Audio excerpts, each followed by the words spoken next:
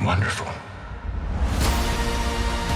And we're back for another film review. This time, looking at The Life of Chuck, Mike Flanagan's new film adapted from the Stephen King novella of the same name, starring a multitude of familiar faces such as Tom Hiddleston, Karen Gillan, Mark Hamill, Chiwetel Ejiofor, and many others. The film, as the title suggests, is about an ordinary man named Chuck, who's being celebrated by his hometown for 39 great years, just as the universe is about to end.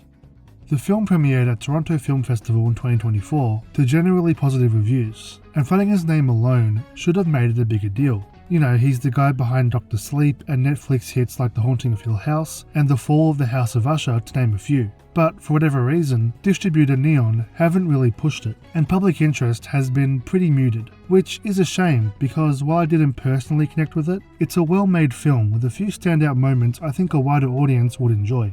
And with it finally releasing here in Australia, I figured it was worth a look. So here's my take. The Life of Chuck is a very competently made film that, despite its craft, didn't entirely connect with me. It's a bit of an odd one, because like a beautifully wrapped present that turns out to be socks, while there's something really interesting here with a lot of fantastical flourishes, for some reason it just never fully comes to fruition.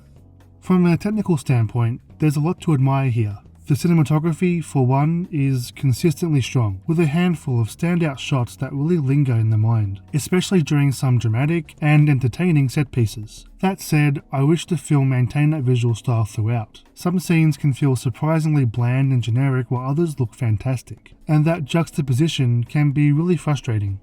The film also boasts a diverse and talented cast, each delivering solid performances that keep the story emotionally grounded even as it ventures into more surreal territory.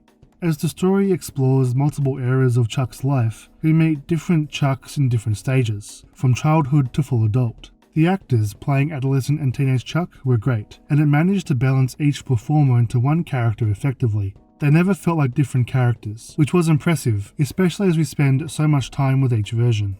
The supporting cast is just as strong, with Mia Sara and Mark Hamill giving warm, layered performances as Chuck's grandparents. As for the narrative, it unfolds in reverse, a structural choice that gives the story a unique rhythm and an almost puzzle-like sense of discovery. It's an intriguing approach, and it does make the plot flow in an engaging way. There's always the sense that the next scene will recontextualize the one before it.